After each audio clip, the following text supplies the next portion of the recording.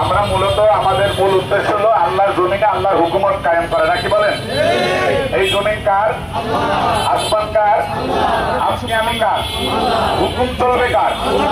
আমরা জীবিত থাকবো আর আমাদের সামনে আব্রাহামি লিঙ্কনের গণতন্ত্র আইন চলবে, আল্লাহর আইন চলবে না, সেটা হতে আর দিব।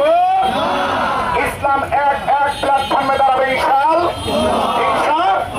জমিন আল্লাহর, আসমান আল্লাহর, আল্লাহর জমিনে আল্লাহর হুকুম চলবে। আল্লাহর হুকুম চালানোর জন্য রক্ত দিয়েছি, আরো দেবো, জীবন দিয়েছি, আরো দেবো, যতক্ষণ না পর্যন্ত আল্লাহর জমিনে আল্লাহর হুকুমত বাস্তবায়ন না হবে ততক্ষণ পর্যন্ত আমরা রাজপথে থাকবো, মৃত্যু পর্যন্ত। আলামিন আমাদের খেদমতকে কবুল করুন, সাবধান আমি। আর আমরা এখন থেকে যে দাওয়াতের কার্যক্রম আপনারা দেখছেন, আমরা নেতা হতে চাই না। আমরা কি হতে চাই না?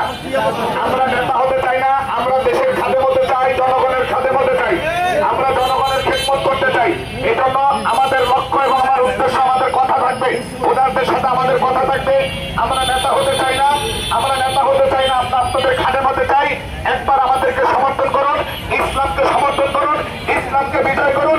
আমরা আপনাদের খেদমত করে দেখিয়ে দিতে চাই যে নেতারা কেমন খেদমত করে, কথা কোন ঠিক কিনা? আলামিন আমাদের খেদমতকে কবুল করুক, আমাদের কাজকে কবুল করুক, আমাদের দিন প্রতিষ্ঠাকে কবুল করুক। বলুন আমি। আল্লাহুম্মা আমিন।